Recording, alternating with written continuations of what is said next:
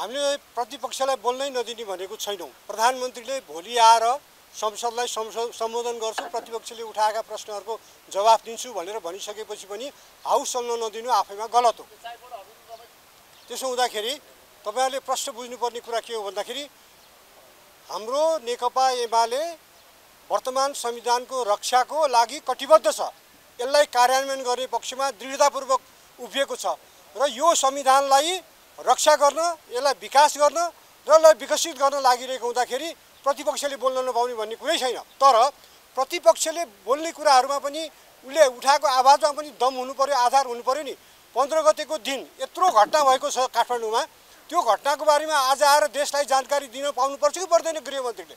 प्रधानमन्त्रीले त भनिसक्नुभयो भोलि आउँछु भनेर 18 गते। अनि प्रधानमन्त्रीले आउँछु भन्दा भन्दै हाउस यसरी रोक्नु उचित भएन। हाउस चलाऊ, 15 गतेको घटनाबारे गम्भीरतापूर्वक छलफल गरौँ। संविधानमाथि आक्रमण भएको छ, संविधानलाई उल्टाउने कोसिस भएको छ। भुपु भइसकेका राजाको नेतृत्वमा उनको पहल कदमीमा उनको निर्देशनमा जे घटनाहरू काठमाडौँमा 15 गते घट्यो त्यसबारेमा संसदले छलफल गरेर एउटा स्पष्ट धारणा बनाएर अगाडि बढ्नुपर्ने कुरा प्राथमिक हुनुपर्थ्यो। आज हामीले त्यही भएर हाउस चलाऊ भनेर भनेका हौं।